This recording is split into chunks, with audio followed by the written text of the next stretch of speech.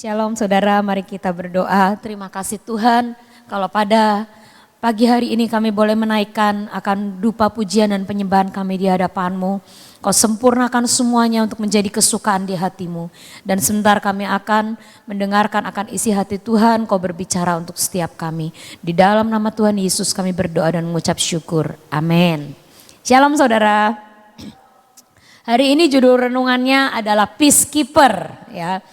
Peacekeeper ini artinya apa?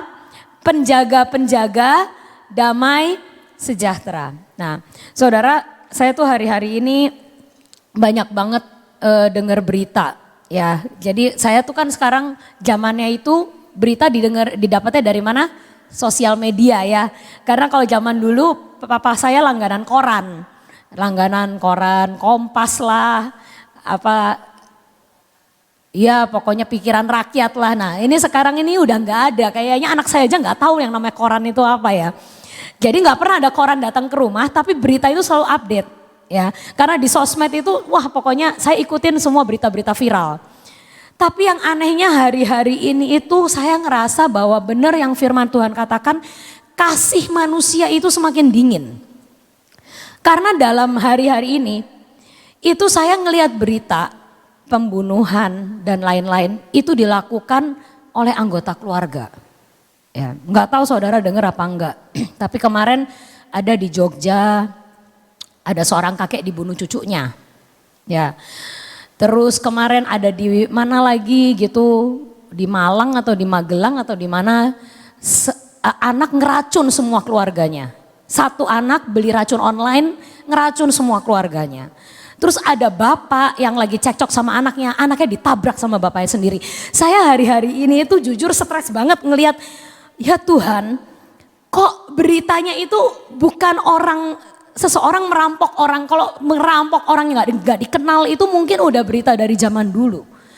Tapi hari-hari ini itu benar yang Tuhan katakan bahwa semakin mendekati akhir zaman, kasih manusia semakin dingin.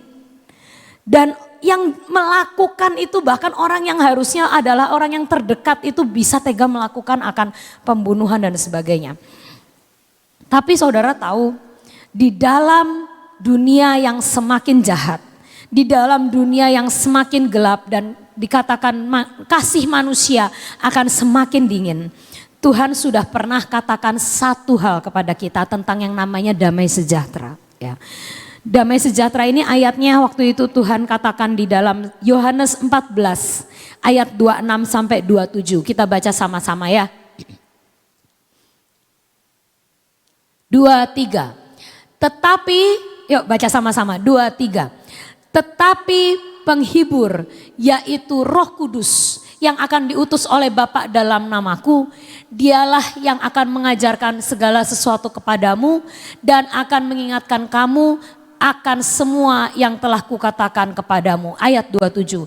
Damai sejahtera ku tinggalkan bagimu. Damai sejahteraku ku berikan kepadamu. Dan apa yang ku berikan tidak seperti yang diberikan oleh dunia kepadamu. Janganlah gelisah dan gentar hatimu. Ya. Jadi fakta tentang damai sejahtera itu adalah apa? Sudah Tuhan tinggalkan buat kita. Amin. Jadi di dalam dunia ini walaupun Tuhan memang ngomong nanti di akhir zaman kasih manusia akan semakin dingin. Keadaan dunia mungkin akan semakin gak baik. Tapi Tuhan berkata damai sejahteranya sudah ada pada kita. Tapi ada fakta kedua lagi tentang damai sejahtera. Kita baca dalam Roma 12 ayat 18. Ya. Dua ayat ini saling berhubungan. Ya.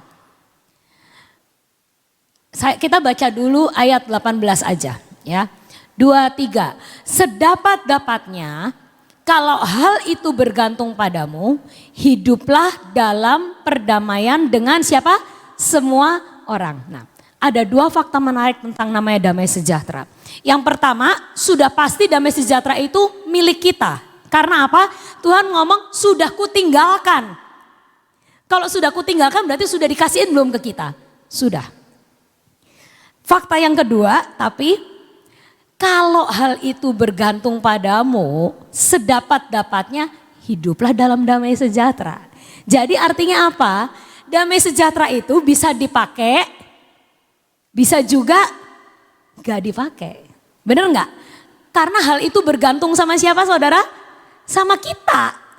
Nah, jadi hari-hari ini saya diajarkan Tuhan, cobalah untuk dalam segala hal pelihara damai sejahtera dalam hidup kita.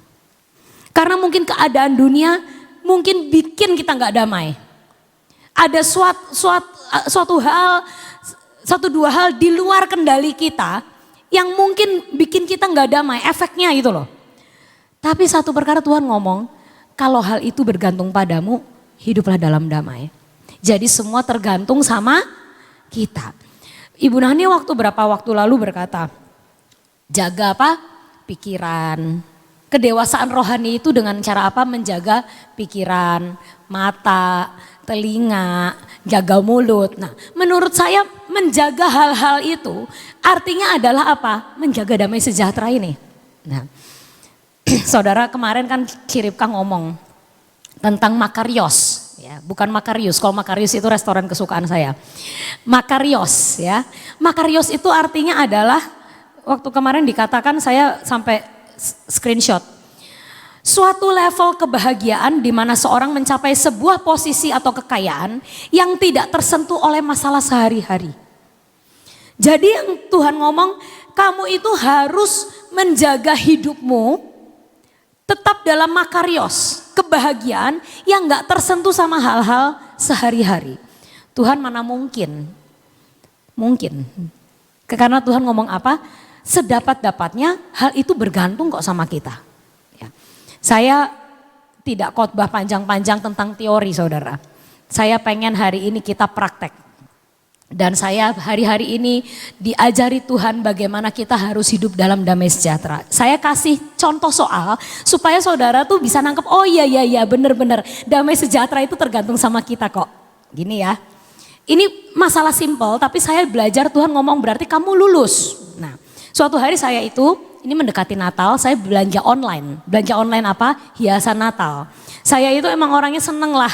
Istilahnya kalau belum Natalan aja November itu saya udah mikir, aduh rumahnya pengen dihias apa. Saya tuh pengen tangganya saya tuh dihias apa sih kayak ronce-ronce Natal gitu loh. Jadi saya akhirnya beli online ya. Karena murah kalau online itu. Saya beli yang murah, yang oke. Saya akhirnya beli ini. Nah, terus saudara tahu kalau belanja online itu harusnya ada aturan, kamu kalau mau buka harus divideoin. Supaya kalau misalnya ada barang yang belum terpacking atau orangnya lupa pesanannya nggak sesuai, nanti kita bisa komplain. Nah, tapi waktu itu saya udah terlalu excited, barangnya sudah datang, saya suruh mbak saya buka. Mbak itu kayaknya ada hiasan Natal datang, kamu buka dulu aja nanti sampai rumah saya mau langsung pasang. Jadi mbak saya buka dan belum di video sama dia ya, saya nggak order juga gitu loh. Akhirnya dalam kondisi terbuka, waduh kurang 1 pak hiasan Natalnya. Jadi akhirnya saya ngomong ke tokonya, chatting, Pak saya itu pesen hiasan Natalnya 3 pak. Tapi yang terkirim cuma 2 pak. Ini saya fotoin gitu ya, yang di tangan saya 2 pak. Nah Bu, kata orangnya, nggak bisa kayak gini caranya.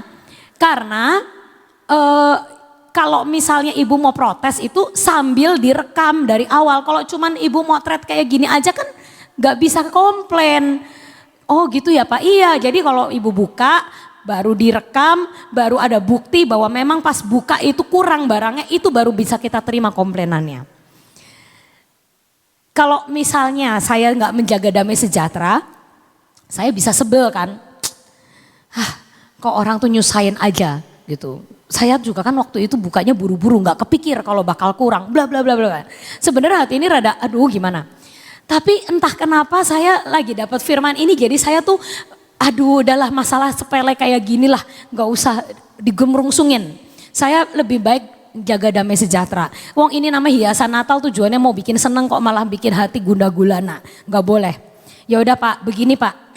Sekarang saya itu mau beli ronce-roncenya tambahan lagi Pak karena kurang, saya bilang gitu. Ya udah Pak, saya beli ya sekian. Kalau Bapak berkenan, Saya ngomong gitu, boleh sih Pak, saya beli ronce Natal, ditambahin 1 pak yang ketinggalan itu dikirim bareng sama yang tambahannya saya mau beli ini. Kalau boleh loh Pak, tapi kalau nggak boleh juga nggak apa-apa. Saya ngomongnya gitu. Saya menjaga tone saya, nada saya tetap slow dan santai. Tiba-tiba dia ngomong, ya udah Bu, kali ini tak kasih. Kan? Jadi saudara, orang yang menjaga damai sejahtera itu biasanya menang banyak. Amin. Ngomong ke sebelah, ayo menang banyak. Nah, ya, kalau saya ngotot-ngototan sama dia, Bapak sebagai orang kok nggak meriksa sih? Misalnya, kayak gini aja bisa ketinggalan. Saya udah jelas-jelas pesen 3. Kenapa sih saudara? Kalau saya tone kayak gitu, jamin nggak akan dikasih. Tapi karena saya menjaga damai sejahtera tetap mengalir, ya semoga tidak hanya terjadi saat event Natal ini ya. Semoga saya terus akan bisa seperti itu ya. Itu jadi menang banyak saudara. Ngerti gak? Nah, tapi seringkali kita ini susah jaga itu. Ada hal yang masuk ke mata, keluarnya reaksinya salah. Ada hal yang masuk ke telinga yang gak enak, mengusik damai sejahtera, terus kita responnya itu gak enak. Nah itu yang bikin kita gak bisa jaga, gak bisa jadi peacekeeper. Ya, satu lagi, saya itu kemarin bikin visa sama mama. Ya, jadi ceritanya visa Eropa, kan kita nanti mau berangkat ke Eropa ya akhir tahun. Visa Eropa tuh lagi susah sekarang. Karena ya mungkin karena efek after pandemi semua orang pengen keluar negeri. Jadi akhirnya waktu pas bikin visa itu bisa salah orang agentnya. Pertama yang dipanggil bikin visa adalah Freddy, sudah berangkat duluan ngomongnya Ibu Nani dan Sofia tidak usah berangkat karena data-datanya masih ada. Ternyata seminggu kemudian dia ngomong, oh Pak Freddy sudah ternyata Ibu Sofi dan Ibu Dani baru dipanggil. Loh Pak kenapa nggak sekalian kita nih orang luar kota Pak, jadi nggak bolak-balik gitu loh harus ke Jakarta. Tapi iya Bu maaf. Nah, itu waktu pas orangnya melakukan seperti itu Freddy itu sudah rada grundel. Ini orang kok gini banget sih, nggak bener banget sih. Kenapa sih kita nggak sekalian ini itu, nah kan udah mulai gini. Nah terus saya begitu berangkat sama mama sudah dipesenin sama Freddy. Nanti kamu di sana ya, orangnya tuh santai banget. Orangnya tuh masih muda sekita. Bukan bapak-bapak, masih muda. Kamu harus push dia, push ya, supaya cepet ya. Saya nggak tahu dia ada pengalaman apa waktu bikin visa, karena dia ngomong lama banget. Nah terus sampai di sana, saya belum ketemu orangnya. Saya lagi ngopi pagi, yuk mah ngopi dulu, orangnya belum datang. Freddy udah ngomong, udah ketemu belum sama bapaknya? Belum, orangnya belum datang, ini belum buka. Jam 10 gitu. Nah, dia ngomong jangan lupa nanti push ya, push gitu. Nah, terus oke. Nah, terus akhirnya orangnya datang. Terus saya ngomong gimana Pak? Gimana caranya gitu. Tone saya rendah karena apa? Saya ngelihat dia itu mukanya udah stres saudara. Karena apa? Karena dia tuh ngomong Bu maaf ya Bu. Saya ini sekarang lagi ngurusin visanya banyak orang. Banyak negara, dia tuh semua negara bisa ceritanya. Jadi semua orang bikin ke dia, saya tuh hari ini harus ke kedutaan ini. Besok ke kedutaan itu. Waduh Bu saya wis semeraut tapi saya akan usahakan pokoknya yang terbaik buat ibu dan keluarga. Oke Pak, sudah saya tahu Bapak sudah ngusahain yang terbaik. Udah Bapak los aja, naik. Nanti kalau kita dipanggil kita akan masuk gitu. Udah Bapak santai aja gitu. Tahu-taunya saudara, waktu Freddy bikin visa itu dari jam berapa ya? Jam 10 pagi selesai baru jam 2 siang. Giliran saya sama mama saya bikin visa cuman 1 jam. Terus saya ngomong ke Freddy, cepet nih kok udah selesai. Hah kok bisa udah selesai? Kita 4 jam waktu itu nongkrong di sana. Nah, terus saya kan ngomong ke bapaknya, Pak itu yang grup yang lalu katanya kok lama Pak, 4 jam gitu. Kok yang kita ini kok cepet banget gitu. Gak sesuai ekspektasi, biasanya saya mikirnya udah berjam-jam nih Pak. Saya sampai udah siapin cemilan nih Pak. Terus kok cepet banget. Bapaknya ngomong, Ini saksi hidup bapaknya yang ngomong. Makanya gini, kalau kita penuh damai sejahtera, itu yang kita nggak usah ngomong gue tuh orangnya damai sejahtera. Orang lain yang akan lihat. Bapaknya ngomong, Bu, saya ngelihat ibu itu orangnya easy going dan santai. Kalau orang model ibu, biasanya urusannya lancar, Bu. Wah, dibilang gitu. Ibu itu orangnya santai. Dan biasanya orang yang model ibu, urusannya tuh selalu lancar. Tapi kalau orang yang gregetan, marah-marah, ngepus-ngepus terus, itu biasanya ya Bu, jalannya liku-liku ada aja masalahnya. Gitu ya.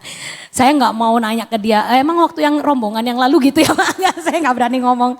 Cuman saya ngomong gini, oh orang lain aja itu dia bukan anak Tuhan loh. Dia aja bisa ngomong, kalau orangnya lurus, damai, nggak gemerungsung, itu urusannya biasanya lancar. Itu damai sejahtera itu akan mengikuti hidupnya. Nah jadi saya dari sini belajar lagi, oh iya ya Tuhan. Karena jujur saudara, secara genetika saya tuh bukan orang sabar. Jujur, tanyalah ibu saya, keluarga ibu saya, itu semuanya itu sumbu pendek sebenarnya. Dan saya pun merasa sebenarnya saya itu bukan orang yang secara genetika sabar. Tapi Tuhan lagi mengajari saya tentang yang namanya peacekeeper ini. Itu semua tergantung sama kita. Jadi sifat kita mau seperti apapun, kita tetap harus mengingatkan diri kita. Jaga damai sejahtera. Karena apa? Untungnya juga buat kita. Tuhan ngomong kalau itu bergantung padamu. Berarti apa? Pakai itu. Pakai damai sejahtera itu. Saul dan Daud. Saya seringkali merenungkan tentang Saul dan Daud. Saul itu, ya, kenapa sih kok sampai gemes sama Daud? Cuman karena apa? Waktu itu dia lagi pulang perang, Daud itu lagi naik daun sebagai anak muda. Rajanya Saul, tapi yang naik daun adalah si Daud. Karena waktu itu biasa kan, kalau anak zaman sekarang itu kan viral, misalnya lagi viral gitu kan. Daud itu lagi viral di Israel waktu itu. Karena apa? Dia pahlawan baru. Ya, bisa ngalahin Goliat, bisa mengalahkan musuh. Sehingga timbullah lagu yel-yel, Saul mengalahkan beribu-ribu musuh, tapi Daud berlaksa-laksa. Biasa kalau orang viral itu lagi diumbul-umbul. Tapi saya renungkan, seharusnya Saul itu, kalau hatinya dipenuhi damai sejahtera, pikirannya dipenuhi damai sejahtera, dia akan bisa berpikir positif tentang Daud yang lagi naik daun itu. Kenapa? Pertama, bagaimanapun namanya raja tidak akan hidup selama-lamanya, bukan? Ya kan? Saul bakal mati nggak suatu saat? Mati. Jadi dia bakal harusnya menyiapkan suatu calon pengganti buat dia. Dan kebetulan calon penggantinya ini adalah mantunya sendiri, yang orangnya takut akan Tuhan, yang orangnya itu baik, yang orangnya adalah seorang yang punya kepahlawanan, punya tanggung jawab. Mantunya lagi, bukan lawannya dia loh. Kecuali kalau misalnya Daud itu lawannya dia, mungkin dia bisa, wah ini bahaya nih orang, bisa kudeta saya. Tapi Daud itu bukan orang yang akan mengkudeta dia. Daud itu adalah calon penerusnya dia seharusnya. Jadi yang harusnya dilakukan Saul tuh kalau dia bisa damai sejahtera malah baik kan. Dia mertua, dia akan bimbing menantunya, menikahkan menantu dengan anaknya, anak dan mantunya hidup bahagia. Dipersiapkan Daud untuk menjadi calon raja yang luar biasa. Itu harusnya kalau menurut saya, Saul itu harusnya bisa pikirannya kayak gitu. Tapi kenapa dia malah justru merusak akhir hidupnya. Sampai akhirnya dia mati bunuh diri. Dia mati sia-sia di medan perang. Dan hidupnya akhirnya tidak baik. Karena dia tidak bisa menjaga pikirannya, matanya, telinganya dengan damai sejahtera. Begitu dia dengar ada omongan gitu, pikirannya langsung, wah ini bisa kudeta nih. Padahal Daud tidak ada gejala-gejala mau kudeta. Ya, Daud itu seorang yang baik. Bahkan dia ada kesempatan mau bunuh Saul aja dia tidak berani mengambil kesempatan itu. Jadi sebenarnya harusnya Daud ini adalah calon penerus yang sangat ideal. Dan harusnya Saul itu kalau bisa jaga damai sejahtera dalam hidupnya, dia akan dengan waras membimbing Daud untuk naik ke tahta menggantikan dia. Tapi apa yang dilakukan Saul, dia menghancurkan hidupnya karena dia tidak menjaga hidupnya dan hatinya dengan damai sejahtera. Nah makanya saudara, perlu bagi kita untuk selalu mengingat. Ya, dalam dunia ini akan ada aja selentingan yang bikin mata kita kehilangan damai sejahtera. Selentingan di kuping, kabar yang bikin kita bisa terusik damai sejahteranya. Perkataan orang yang bisa bikin kita terusik damai sejahteranya. Tapi satu perkara yang harus kita tahu, tergantung sama kita. Jangan biarkan itu mengusik.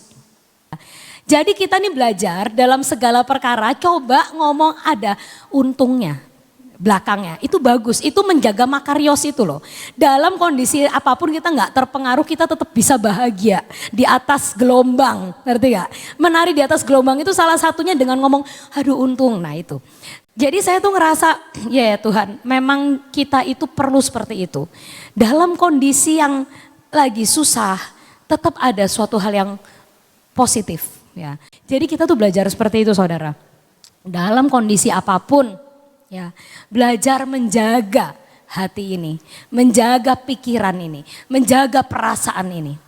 Ya, karena segala sesuatunya tetap Tuhan katakan kembali kepada kita. Tergantung ada berita apapun kamu mau nanggepin positif atau negatif. Tergantung ada orang ngomongin kita apapun yang itu sebenarnya punya potensi untuk merusak damai sejahtera kita sekalipun. Tapi Tuhan katakan semuanya bergantung kepadamu. Apakah engkau mau pakai damai sejahtera itu atau engkau mau lepaskan. Kalau kita pakai kita menang banyak. Tapi kalau kita nggak pakai kayak Saul kita bisa hancur ya. Makanya supaya menang banyak. Supaya kita selalu diberkati. Supaya hidup kita tidak berkelok-kelok tapi hidup kita lancar. Hiduplah dengan damai sejahtera dengan semua orang. Amin. Saudara, damai sejahtera itu Tuhan tinggalkan buat kita. Dikatakan, bahkan damai sejahteraku sendiri dikatakan, aku berikan kepadamu. Nah, sudah diberikan kan? Tinggal pilihan.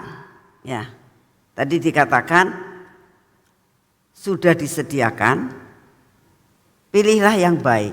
Nah, tergantung dari kita kan. Kita ini mau milih yang baik atau tidak. Nah, untuk memilih sesuatu itu sebetulnya ditentukan dan ditentukan oleh apa? Mata. Betul nggak? Kalau saudara di hadapan saudara ini ada warna 3 aja misalnya, merah, putih, biru misalnya. Kamu suruh milih. Kalau matamu buta, kamu gak akan bisa milih.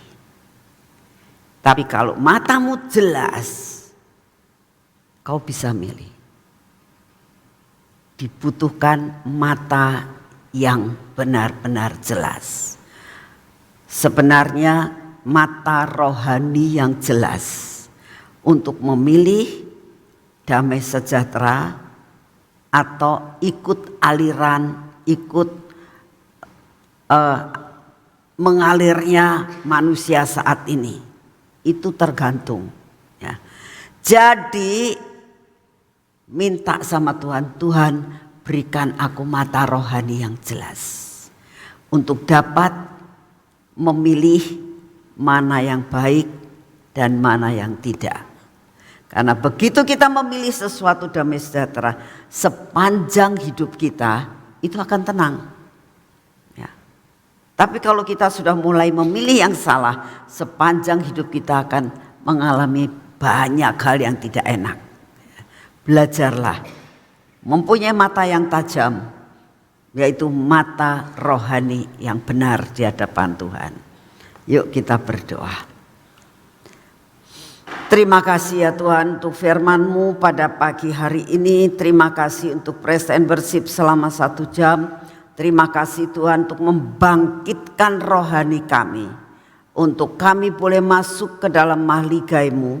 kami boleh masuk ke dalam ruang yang maha kudus, kami boleh ketemu dengan Engkau, kami boleh menjadi pasukan yang tidak terhentikan untuk benar-benar kami masuk di dalam rencana yang mulia, terutama untuk tahun depan ini. Terima kasih untuk semua dan semuanya.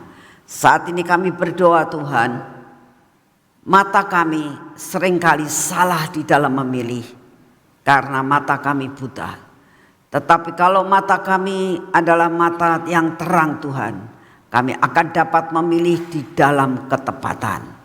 Berikan kepada kami mata yang bisa melihat dan dapat memilih di dalam ketepatan. Bapa yang di surga, saat ini kami datang di hadapan-Mu. Apapun yang saat ini kami alami Tuhan, dimanapun kami berada, kalau kami saat-saat ini mengalami dilema dalam segala perkara dalam kehidupan kami, baik masalah berkeluarga, masalah sakit penyakit, masalah perekonomian, Tuhan buat kami mempunyai mata yang tajam, bukan mata yang buta, supaya kami boleh memilih yang baik dan tidak memilih yang tidak baik. Terima kasih untuk semuanya. Kami berdoa pada saat ini untuk tentang bencana yang saat ini ada Tuhan. Kami berdoa untuk bencana yang ada di Cianjur. Engkau tahu akan segala distribusi yang kadang-kadang tidak pada tempatnya. Kami minta Engkau yang akan turun tangan sehingga distribusi ini dapat dijalankan seperti yang Engkau mau. Bapak, kami juga berdoa pada saat ini untuk Bapak Presiden kami, berikan roh kemampuan, berikan kekuatan kepadanya Tuhan. Biarlah Engkau sendiri yang menopang terus sampai garis akhir. Karena Engkau tahu hatinya Tuhan. Hatinya adalah ingin mencapai segala sesuatu yang Engkau bebankan di atas pundaknya. Tuhan mampukan, kuatkan untuk dapat mencapai apa yang dirindukannya. Terima kasih untuk semuanya. Saat ini juga kami datang di hadapan-Mu Tuhan. Engkau tahu akan keadaan bencana saat-saat ini yang saat ini sudah antri untuk dicurahkan di dalam dunia ini. Kami berdoa, kami minta belas kasihan-Mu turun. Biarlah Engkau mengundur Tuhan, diundur Tuhan. Kami sangat merindukan Engkau dengar doa kami pagi ini. Engkau sendiri akan mengundur Tuhan waktu yang tepat. Jangan sampai banyak korban yang terjadi. Karena kami tahu iblis selalu ingin menghancurkan. Hanya Engkau yang sanggup menahannya Tuhan. Kami mau berdoa, biarlah Engkau menahan semua rencana-rencana yang harus terjadi di dunia ini. Engkau tahan Tuhan sebelum waktunya. Terima kasih untuk semuanya. Kami saat ini juga berdoa. Kami minta daya tahan tubuh yang berasal daripada-Mu. Di dalam nama Tuhan Yesus, kami mau menerima daya tahan tubuh masuk di dalam tubuh kami, sehingga mengusir segala bakteri, mengusir segala virus, mengusir segala penyakit, mengusir segala kelemahan yang ada dalam tubuh kami. Di dalam nama Tuhan Yesus, biarlah sungguh-sungguh daya tahan tubuh ini memenuhi akan hidup kami. Di dalam nama Tuhan Yesus. Terima kasih Tuhan untuk kasih setia-Mu. Dan saat ini Tuhan kami mau masuk dalam pengurapan. Mari saudara, sebelum melakukan semua tugas pada hari ini, kita urapi akan seluruh tubuh jasmani kita. Supaya ada pengurapan yang berasal dari Tuhan. Di dalam nama Tuhan Yesus, biarlah pengurapan yang berasal daripada-Mu memenuhi akan hidup kami, memenuhi mata kami Tuhan, memenuhi telinga kami ya Tuhan, dan bibir mulut kami serta hati kami. Ya Tuhan, Engkau yang akan terus mengurapi hidup kami, melepaskan kami daripada segala kebodohan kami. Terima kasih untuk semuanya. Biarlah tangan kami juga kami urapi Tuhan, kaki kami pun kami urapi Tuhan. Karena kami percaya, kami berjalan dengan kaki kami melakukan pekerjaan dengan tangan kami. Biarlah apa yang kami jalani dan apa yang kami kerjakan hari ini, semuanya ada di dalam pimpinan yang daripadamu. Terima kasih untuk kasih setiamu. Terima kasih Tuhan, sepanjang hari ini kami akan berjalan bersamamu. Di dalam nama Tuhan Yesus. Amin. Selamat pagi, Tuhan memberkati saudara semuanya.